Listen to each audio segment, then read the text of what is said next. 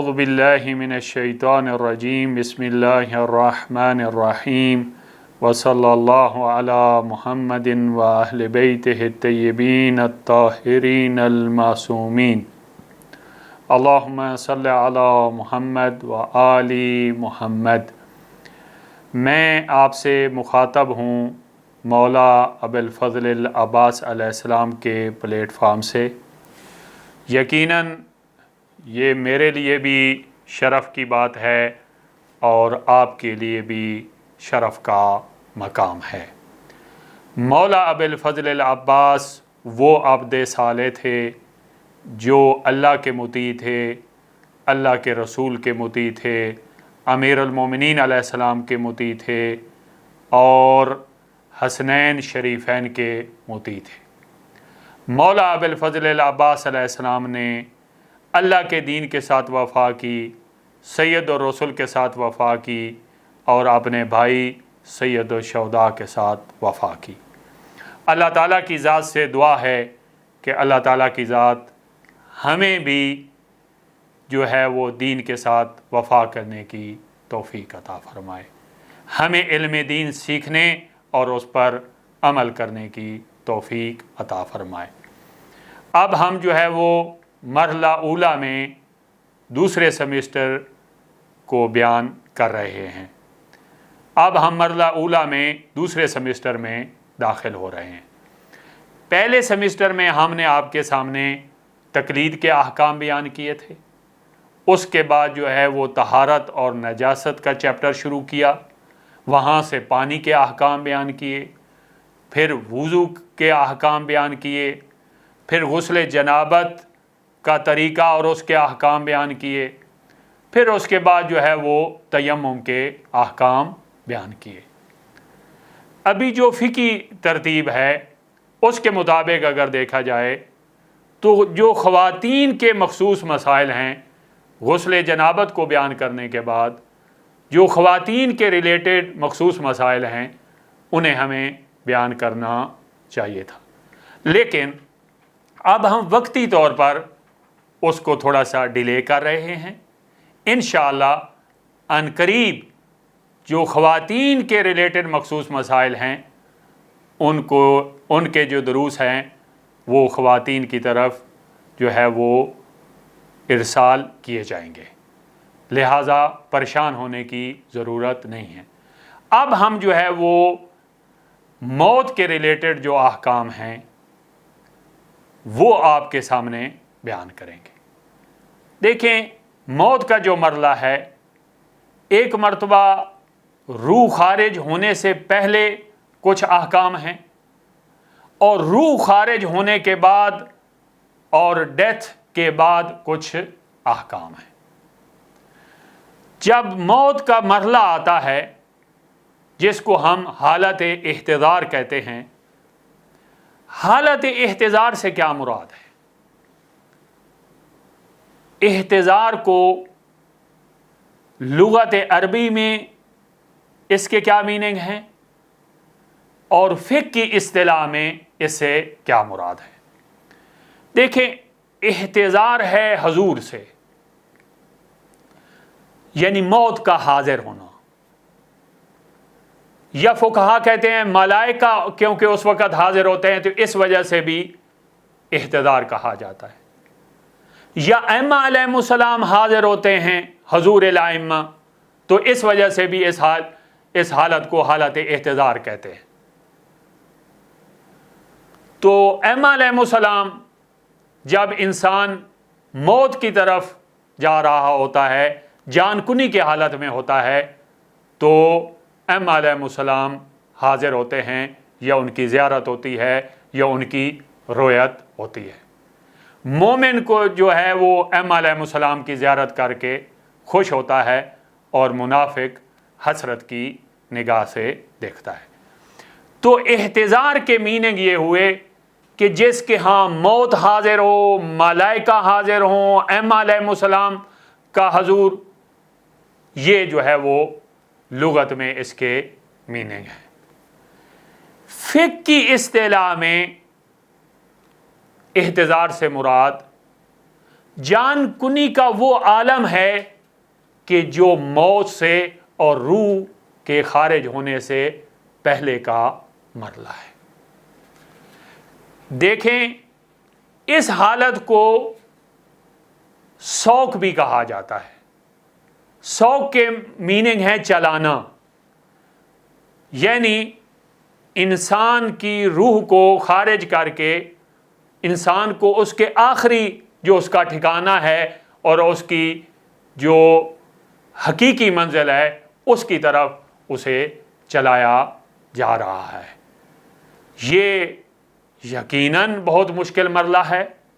اللہ تعالیٰ کی ذات آپ کو اور ہمیں اس سے موت کی سختی سے بچائے۔ یہاں پر کچھ خاص احکام ہیں۔ ہمیشہ میں آپ کے سامنے بیان کرتا رہتا ہوں کہ یہ دین کامل ہے اور متکامل ہے، یعنی ولادت سے لے کر بلکہ ولادت سے بھی پہلے احکام شروع ہو جاتے ہیں۔ تو یہاں پر بھی شریعت مقدسہ خاموش نہیں ہے۔ جب ایک شخص جان کنی کی حالت میں ہے، حالت احتضار میں ہے، یہاں پر کچھ خاص احکام ہیں۔ جو شخص جان کنی کی حالت میں ہے، اس کے ارد گرد جو لوگ موجود ہیں ان کے ریلیٹڈ چند احکام ہیں۔ ان میں سے پہلا حکم یہ ہے کہ احتیاط واجب کی بنا پہ جو مومن احتیاط واجب کی بنا پہ جو شخص جان کنی کی حالت میں ہے، اگر وہ مومن ہے یا مومن کے حکم میں ہے، اسے روح با قبلہ کرنا یہ احتیاط واجب کی بنا پہ ضروری ہے۔ یہاں پر دو چیزوں کی وضاحت جو ہے وہ آپ کے سامنے کرنی ہے۔ آپ کہیں گے کہ آپ نے پہلے حکم میں دو چیزیں بیان کی ہیں، ایک یہ ہے کہ مومن ہو یا مومن کے حکم میں ہو اس کو روح با قبلہ کیا جائے گا۔ اگر مومن نہ ہو اور جان کنی کی حالت میں، اس کا کیا حکم ہے؟ دوسرا سوال یہ ہے کہ روح با قبلہ کرنے کا طریقہ کیا ہوگا، کس طریقے سے جو ہے وہ روح با قبلہ کرنا ہے۔ تو ان دونوں چیزوں کی میں آپ کے سامنے وضاحت کرتا ہوں۔ مومن سے کیا مراد ہے کافی دفعہ بیان ہو چکا ہے۔ مومن سے مراد وہ شخص ہے جو شیعہ اثنا عشری ہو، جو 12 اماموں کو مانتا ہے، وہ فقہ کی اصطلاح میں مومن کہلاتا ہے۔ لہذا اگر مومن ہے تو اسے روح با قبلہ کیا جائے گا۔ اگر مومن نہیں ہے، کافر ہے، تو اگرچہ جان کنی کے عالم میں ہے، اسے روح با قبلہ کرنا جو ارد گرد لوگ موجود ہیں ان پر ضروری نہیں ہے۔ اسی طرح ایک ایسا مسلمان ہے مسلمان لیکن ائمہ علیہ السلام کی امامت کا قائل نہیں ہے، تو اسے بھی روح با قبلہ کرنا ضروری نہیں ہے۔ اسی طرح شیعوں کے بعض ایسے فرقے ہیں کہ جو 12 اماموں کو نہیں مانتے، جیسے زیدی ہیں، اسماعیلی ہیں، فتحی ہیں۔ اگر ان کے افراد میں سے بھی کوئی فرد جان کنی کی حالت میں ہے تو اسے بھی روح با قبلہ کرنا واجب نہیں ہے، کیونکہ وہ مومن نہیں ہے۔ اس کے بعد آپ کہیں گے آغا صاحب آپ نے ایک لفظ استعمال کیا تھا کہ مومن یا جو مومن کے حکم میں ہو اسے روح با قبلہ کرنا ضروری ہے۔ یہ مومن کے حکم میں کون سے افراد ہیں؟ یعنی جن پر وہ مومن تو نہیں ہے لیکن مومن کے احکام جاری ہوتے ہیں، یہ درج ذیل افراد ہیں۔ پہلے تو یہ ہے کہ مومنین کے جو چھوٹے بچے ہیں، مومنین کے جو چھوٹے بچے ہیں، چھوٹا بچہ ہے، وہ اگر حالت احتضار میں ہے تو اس کو بھی قبلہ روح با قبلہ کرنا ضروری ہوگا۔ فرض کریں والدین میں سے، والد اور والدہ میں سے ایک شیعہ ہے تو بچہ بھی مومن شیعہ اثنا عشری کہلائے گا، لہٰذا اس پر بھی یہ حکم لاگو ہوگا۔ اسی طرح مومنین کی وہ اولادیں کہ جو مجنون ہیں، جو عاقل نہیں ہیں، وہ بھی مومن کے حکم میں آتی ہیں۔ اس کے بعد ایسے فرد کہ جو بچپن میں ایسے شہر سے ملا ہو، ایسا فرد کہ جو بچپن سے ایسے شہر سے ملا ہو کہ جس میں اکثریت جو اس شہر کے رہنے والے ہیں وہ مومن ہیں، تو یہ جو شخص ملا ہے اس پر بھی مومن کے احکام جاری ہوں گے۔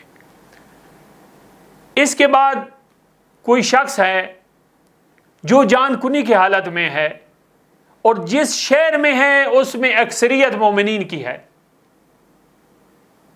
تو اگرچہ ہمیں اس کا مذہب معلوم نہیں ہے کہ یہ 12 ائمہ کو مانتا ہے یا نہیں مانتا، پھر بھی ہم جو ہے وہ اس پر مومن کا حکم جاری کریں گے اور اسے رو با قبلہ کرنا واجب ہوگا۔ تو یہ جو پہلا مطلب تھا اس کی وضاحت ہو گئی کہ مومن سے کیا مراد ہے اور مومن کے حکم میں کون سے افراد شامل ہیں۔ اس کے بعد یہ ہے کہ جو شخص حالت احتضار میں ہے، جان کنی کی حالت میں ہے، اسے رو با قبلہ کرنے کا کوئی خاص طریقہ ہے جو شریعت مقدسہ نے بیان کیا ہے؟ تو اس کا جواب یہ ہے کہ جی ہاں، اس کا خاص طریقہ ہے۔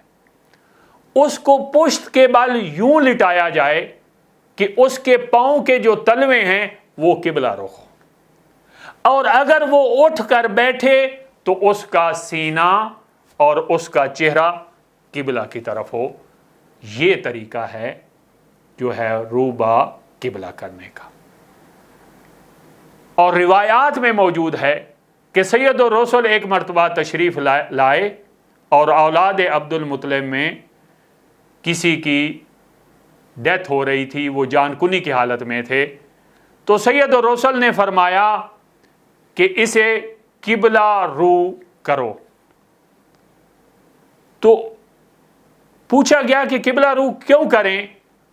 تو جواب دیا کہ خداوند متعال اس حالت میں اس کی طرف نظر رحمت فرمائے گا اور اس کی جان جو ہے وہ آسانی سے نکل جائے گی، لہٰذا جو ہے وہ رو با قبلہ کرنے کا یہ خاص طریقہ آپ کے سامنے بیان کیا۔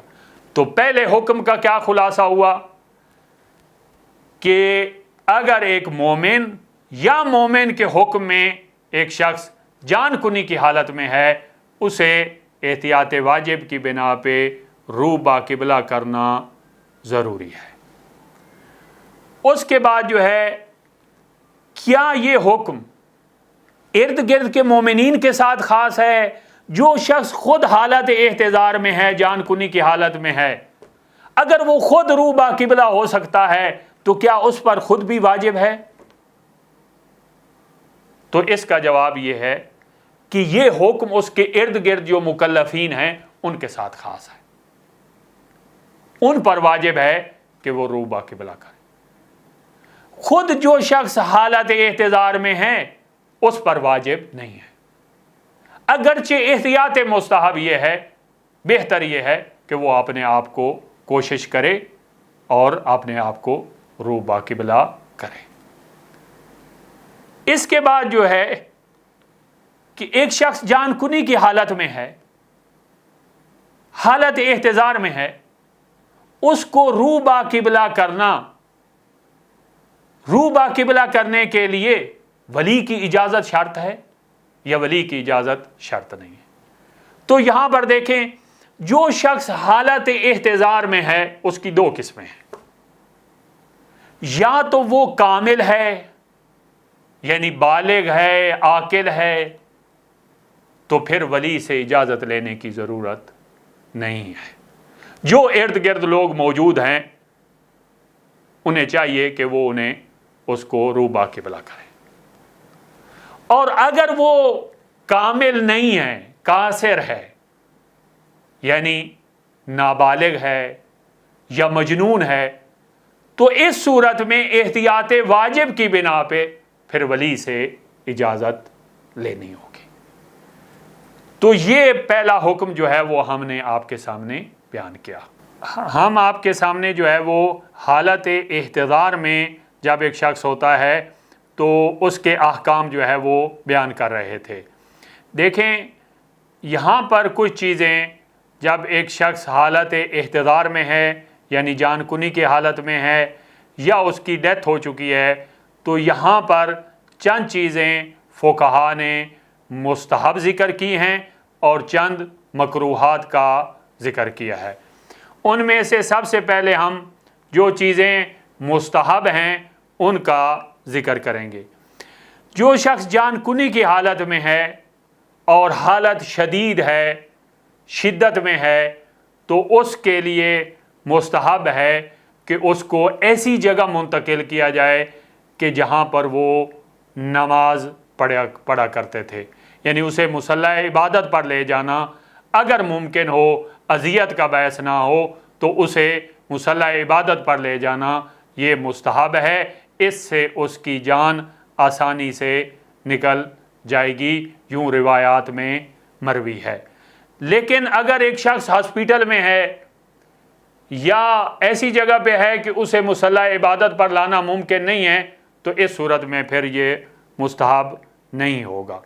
دوسری چیز جو مستحب ہے وہ یہ ہے کہ جو شخص جان کنی کی حالت میں ہے اسے اعتقاد حقہ کی تلقین کرنا یہ مستحب ہے، یعنی جو شخص، جو اشخاص اس کے ارد گرد موجود ہیں وہ اسے اعتقاد حقہ کی تلقین کریں، شہادتین کے اقرار کی تلقین کریں، سید الرسل کی رسالت کی تلقین کریں اور ائمہ علیہ السلام کی امامت کی تلقین کریں۔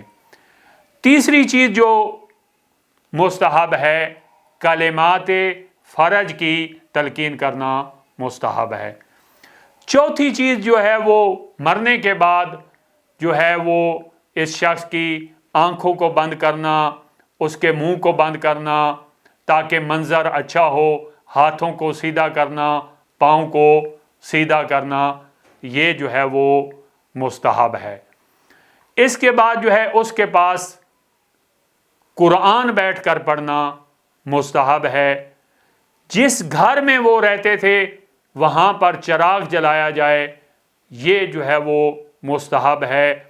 اور ساتویں چیز جو مستحب ہے وہ مومنین کو اس کی موت کی اطلاع دی جائے تاکہ زیادہ سے زیادہ مومنین نماز جنازہ میں شرکت کریں۔ اس کے بعد جو ہے میت کو دفنانے میں جلدی کی جائے، لیٹ نہ کیا جائے۔ ہاں اگر موت کے بارے میں ڈاؤٹ ہے، ابھی تک اگر شک و شبہات ہیں تو پھر جو ہے وہ تاخیر کرنا اور انتظار کرنا ضروری ہوگا۔ اس کے بعد چند چیزیں فقہا نے مکروہات میں ذکر کی ہیں۔ سب سے پہلی چیز یہ ہے کہ مجنب اور جو خاتون حائض ہے یعنی مینسز کی حالت میں ہے، اس کا اس شخص کے پاس آنا، حالت احتضار میں جو شخص ہے یا جس کی ڈیتھ ہو چکی ہے اس کا آنا مکروہ ہے۔ اسی طرح جو شخص جان کنی کے عالم میں ہے اسے مس کرنا اور اسے ٹچ کرنا یہ جو ہے وہ مکروہ ہے، اسے اپنی حالت میں چھوڑ دیا جائے تو یہ بہتر ہے۔ اور اس کے پیٹ پر کوئی وزنی چیز رکھنا یہ بھی جو ہے وہ مکروہ ہے، جیسے لوہا وغیرہ۔ اور آخر میں آپ کے سامنے جو بارہا تکرار کے ساتھ ایک چیز بیان ہو چکی ہے وہ یہ ہے کہ یہ جو مستحبات اور مکروہات فقہا نے ذکر کیے ہیں ان میں سے چند تو المرجع الاعلیٰ آیت اللہ العظمیٰ آقا سستانی حافظ اللہ کے ہاں ثابت ہیں، باقیوں کو جو ہے وہ رجائے مطلوبیت کی نیت سے انجام दिया जाए। यकीन और कत की नीयत से अगर अंजाम देंगे तो तशरीह मुहर्रम लाजिम आएगी कि जो जायज़ नहीं है। इसके बाद जो है वो गुस्ल मैयत का मरला आएगा। जान कुनी का मरला गुजर चुका है, डेथ वाक़े हो चुकी है, उसके बाद जो है वो गुस्ल मैयत देना है। तो जो भी शख्स मुसलमान है या मुसलमान के हुक्म में है उसको गुस्ल मैयत देना वाजिब है और ज़रूरी है, अगरचे वो मुखालिफ मज़हब से ही क्यों ना ताल्लुक़ रखता हो। जो भी मुसलमान है उसको जो है वो गुस्ल दिया जाएगा। जो मुसलमान के हुक्म में है वो कौन है, इससे क्या मुराद है? एक शख्स मुसलमान है यानी शहादतैन का इकरार करता है। एक शख्स मुसलमान के हुक्म में है, मसलन मुसलमानों के जो बच्चे हैं या मजनून अफराद जो मुसलमानों के हैं, ये मुसलमानों के हुक्म में आते हैं, इनको भी गुस्ल देना ज़रूरी होगा। लेकिन दो ऐसे अफराद हैं कि जिनको गुस्ल मैयत नहीं दिया जाता। उनमें से सबसे पहली जो शख्सियत है वो है शहीद। ऐसा शहीद कि जो इमाम अलैहिस्सलाम के साथ या इमाम अलैहिस्सलाम के नायब ख़ास के साथ हम रिकाब होकर लड़े और शहीद हो जाए, उसको गुस्ल नहीं दिया जाएगा, हनूत नहीं दिया जाएगा, कफन नहीं पहनाया जाएगा, उसी हालत में उसे दफन किया जाएगा।